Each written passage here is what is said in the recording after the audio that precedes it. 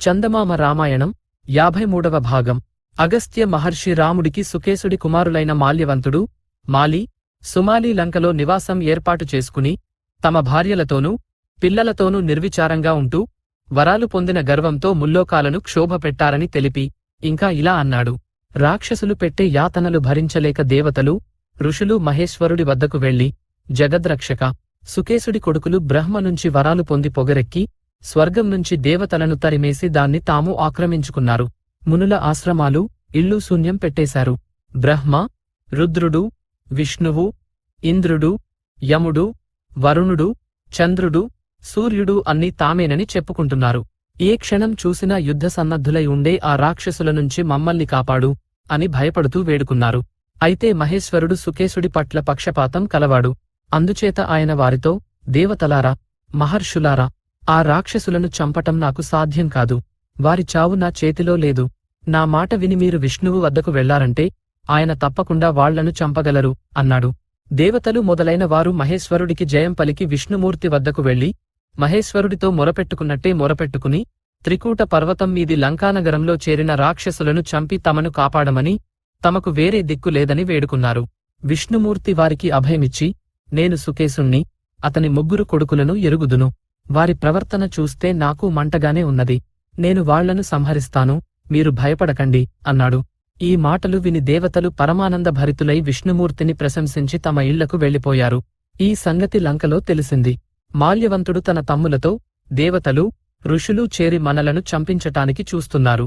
వాళ్లు మహేశ్వరుడి వద్దకు వెళ్లి మనల్ని చంపమని కాళ్లావేళ్లా పడ్డారట. ఆ పని తనకు సాధ్యం కాదని విష్ణుమూర్తి వద్దకు వెళ్లమని మహేశ్వరుడు సలహా ఇచ్చాడట. ఆ సలహా ప్రకారం వాళ్లు విష్ణుమూర్తి వద్దకు వెళ్లి ఆయన కాళ్లపైన పడ్డారట. ఆయన మన అందరినీ చంపుతానని వారికి అభయమిచ్చి పంపేశారట. విష్ణుమూర్తి మనల్ని చంపటానికి నిశ్చయించినట్లయితే మనమేం చెయ్యాలో ఆలోచించటం మంచిది. ఎందుకంటే ఆయన హిరణ్యకశిపుడి లాంటి అనేకమంది ప్రబల రాక్షసులను చంపి ఉన్నాడు. ఎన్నో వరాలు పొంది, యజ్ఞాలు చేసి, దివ్యాస్త్రాలు సంపాదించి, మాయలలో ఆరితేరిన రాక్షసులు ఆయనతో యుద్ధం చేసి చచ్చారు. ఈ సంగతి మనసులో ఉంచుకుని మన కర్తవ్యం నిర్ణయించుకోవాలి అన్నాడు.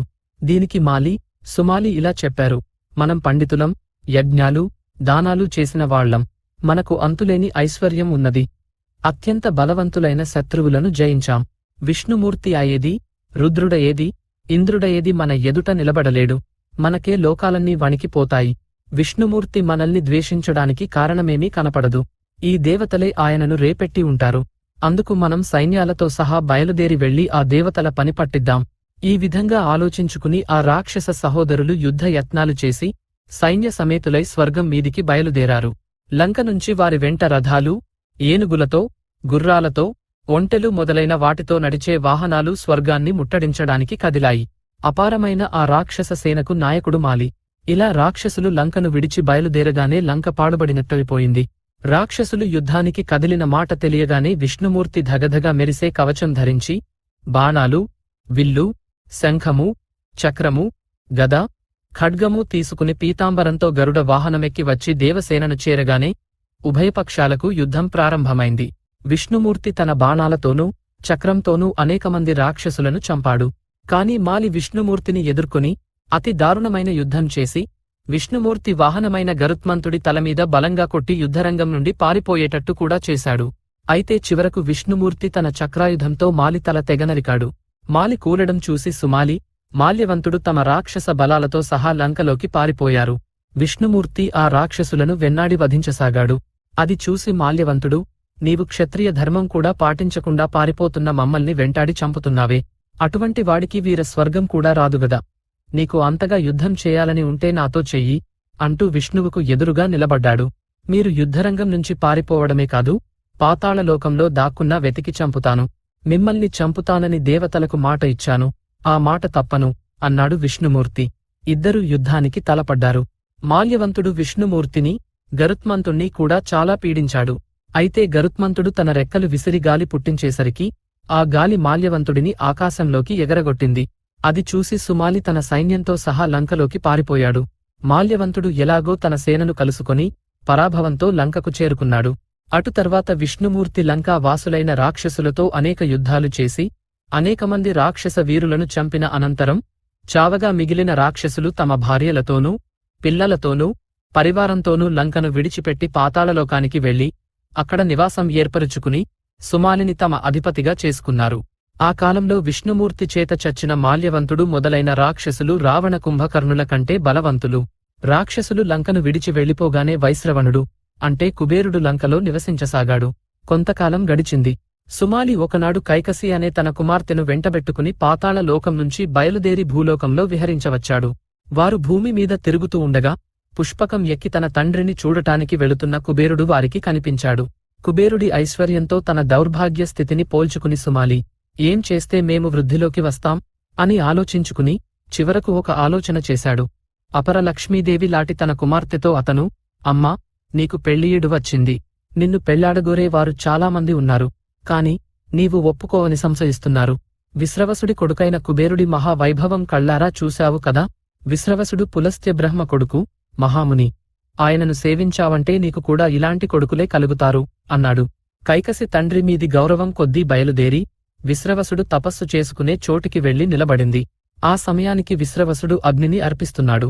నిండు చంద్రుడిలాగా వెలిగిపోతున్న కైకసిని చూసి విశ్రవసుడు, సుందరి, ఎవరి కుమార్తెవు? ఎక్కడి నుంచి వచ్చావు? ఏం పనిమీద వచ్చావు? నిజం చెప్పు అన్నాడు. ఆమె చేతులు జోడించి, మునీశ్వర, మీరు తపశ్శక్తితో అంతా తెలుసుకోగలరు. నేను నా తండ్రి ఆజ్ఞ ప్రకారం వచ్చాను. నా పేరు కైకసి అన్నది. అవును, తెలిసింది. నా వల్ల కొడుకులను కోరి వచ్చావు అని విశ్రవసుడు ఆమెను యథావిధిగా పెళ్లాడి, నీవు సంతానం కోరి వచ్చినది రాక్షస ఘడియలలో, ఆ కారణంగా నీకు దారుణమైన మహాక్రూరులైన రాక్షసులు కలుగుతారు అన్నాడు. మీ వంటి తపశ్శాలికి అలాంటి పిల్లలు పుట్టటమా? నాకు అటువంటి వారు అవసరం లేదు. మంచి పిల్లలను దయచేసి అనుగ్రహించండి అన్నది కైకసి. ఆమె ఎంతో బతిమాలిన మీదట విశ్రవసుడు, సరే, నీ చిన్న కొడుకు నీ వంశానికి తగి ఉంటాడులే అన్నాడు. కొంతకాలం గడిచాక కైకసి ఒక పిల్లవాడిని కన్నది. వాడు చూడటానికి పరమ వికారంగా ఉన్నాడు. రాక్షస రూప, భయంకరాకారం, 10 తలలు, పెద్ద కోరలు, కాటుక రంగు శరీర ఛాయ, ఎర్రని పెదవులు, 20 చేతులు, పెద్ద పెద్ద నోళ్లు. అతనికి 10 తలలు ఉండటం చూసి విశ్రవసుడు ఆ కుర్రవాడికి దశగ్రీవుడు అంటే 10 కంఠాలు గలవాడు అని నామకరణం చేశాడు. అతనే రావణుడు. రావణుడి తర్వాత పుట్టినవాడు కుంభకర్ణుడు. మహాబలుడు, ఏ జంతువుకు లేనంత పెద్ద శరీరం గలవాడు. అతని అనంతరం వికృతమైన ముఖం గల శూర్పణఖ పుట్టింది. అందరికన్నా ఆఖరున పుట్టినవాడు విభీషణుడు. అతను సత్వగుణం కలవాడు.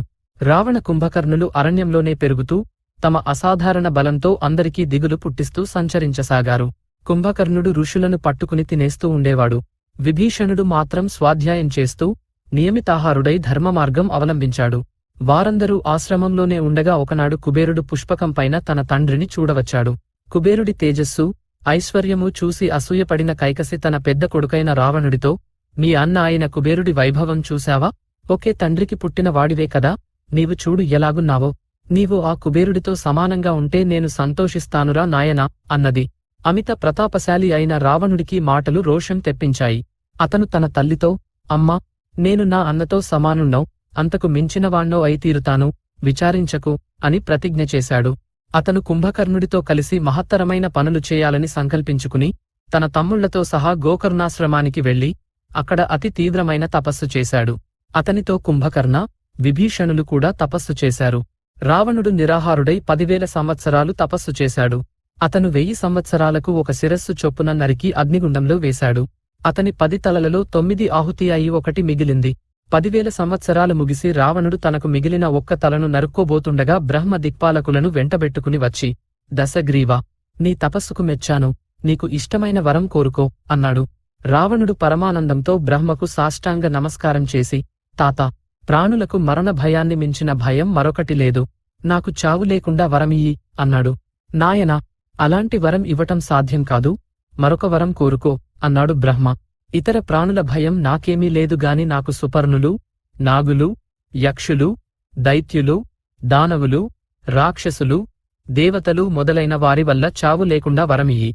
మనుష్యులు మొదలైన వాళ్లు నాకు తృణప్రాయులే అన్నాడు రావణుడు. రావణుడు కోరినట్టే బ్రహ్మ వరమిచ్చాడు. ఆ వరంతో పాటు రావణుడికి 10 తలలు ఎప్పటిలాగే ఉండేటట్టు, అతనికి కోరిన రూపం సిద్ధించేటట్టు కూడా వరం ఇచ్చాడు. తర్వాత బ్రహ్మ విభీషణుణ్ణి కూడా వరం కోరుకోమన్నాడు.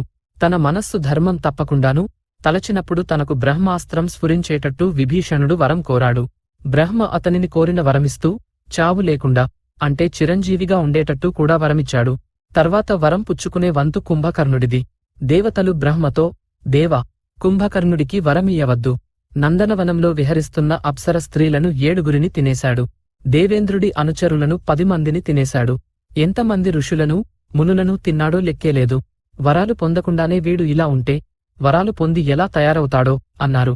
ఈ మాటలు విని బ్రహ్మ సరస్వతిని స్మరించి రప్పించి కుంభకర్ణుడి వాక్ స్థానాన్ని వశపరచుకోమని చెప్పాడు.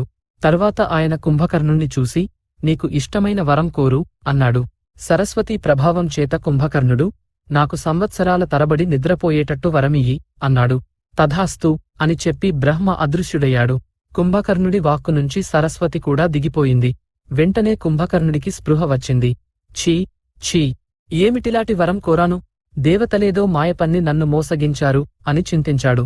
రావణ కుంభకర్ణ విభీషణులు ఈ విధంగా బ్రహ్మ వల్ల వరాలు పొంది శ్లేష్మాతక వనానికి వెళ్లి అక్కడ నివసించసాగారు. చందమామ రామాయణం 53వ భాగం సంపూర్ణం. ప్రస్తుతానికి స్వస్తి.